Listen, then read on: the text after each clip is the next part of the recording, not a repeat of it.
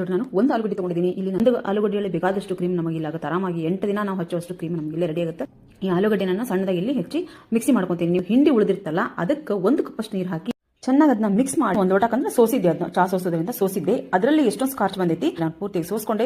ಇಲ್ಲಿ ನಮಗೆ ನೀರಿನ ಅವಶ್ಯಕತೆ ಇಲ್ಲ, ನೀರು ಪೂರ್ತಿಯಾಗಿ ಕಪ್ ಮಾಡ್ತೈತೆ ಕ್ರೀಮನ್ನು. ಅದಕ್ಕೋಸ್ಕರ ಇಲ್ಲಿ ನಮಗೆ ಸ್ಕಾರ್ಚ್ ಸಿಕ್ಕಿದೆ ನೋಡಿ. ಎಷ್ಟೊಂದು ದಪ್ಪನಾಗಿ ನಮಗೆ ಸ್ಕಾರ್ಚ್ ಬರ್ತಿದೆ ಅಂದ್ರೆ 1 ಕಪ್ ನೀರು ಹಾಕಿಡ್ರಿ. ನೀವು ಆಲೂಗಡ್ಡೆ ಜಾಸ್ತಿ ತಗೊಂಡ್ರೆ ಸ್ವಲ್ಪ ಜಾಸ್ತಿ ನೀರು ಹಾಕಿಡ್ರಿ, ಕಡಿಮೆ ತಗೊಂಡ್ರೆ ಕಡಿಮೆ ಹಾಕಿಡ್ರಿ. ಈ 1 ಸ್ಪೂನ್ ಅಷ್ಟು ಅಲೋವೆರಾ ಜೆಲ್ ತಗೊಂಡಿದ್ದೀನಿ. ಇಲ್ಲಿ ನಾನು ಏನು ಯೂಸ್ ಮಾಡ್ತಿದ್ದೀನೋ ಎಲ್ಲ ಪ್ರಾಡಕ್ಟ್ಸ್ ನಾನು ಲಿಂಕನ್ನು ಡಿಸ್ಕ್ರಿಪ್ಷನಲ್ಲಿ ಹಾಕಿರ್ತೀನಿ, ನೀವು ಅಲ್ಲಿಂದ ಇದನ್ನ ತರಿಸ್ಕೋಬಹುದು. ಇಲ್ಲಿ ಆಲೂಗಡ್ಡೆ ಸ್ಕಾರ್ಚು, 1 ಸ್ಪೂನ್ ಅಷ್ಟು ಅಲೋವೆರಾ ಜೆಲ್ಲು, ಹಂಗೆ 1 ವಿಟಮಿನ್ ಇ ಕ್ಯಾಪ್ಸೂಲ್ಸ್ ಅನ್ನು ನಿಮ್ಮ ಹತ್ರ ಬಾದಾಮಿ ಹಾಲು ಇದ್ರೆ ಹಾಕೋಬಹುದು. ಇಲ್ಲ ಅಂತಂದ್ರೆ ಒಳ್ಳೆ ಒಂದು ಕೋಲ್ಡ್ ಪ್ರೆಸ್ ಕೊಬ್ಬರಿ ಎಣ್ಣೆ ಇದ್ರೆ ಹಾಕೋಬಹುದು. ಇಲ್ಲಿ ಚೆನ್ನಾಗಿರುತ್ತೆ ಬಾದಾಮಿ ಹಾಲು, ಆಲಿವ್ ಆಯಿಲ್ ಹಾಕೊಂಡ್ರೆ. ಇಲ್ಲ ಅಂತ ಅನ್ನೋರು ಕೊಬ್ಬರಿ ಎಣ್ಣೆ ಇಲ್ಲಿ ಬಳಸ್ಕೋಬಹುದು. ಚೆನ್ನಾಗಿ ಹಾಕಿ ಎಲ್ಲಾನು ಮಿಕ್ಸ್ ಮಾಡಿಕೊಂಡು ಒಂದು ಡಬ್ಬದಾಗ ಹಾಕಿ ನೀವು ಆರಾಮಾಗಿ ಒಂದು 4 ದಿನ ಇದನ್ನ ಹೊರಗಿಟ್ಕೋಬಹುದು.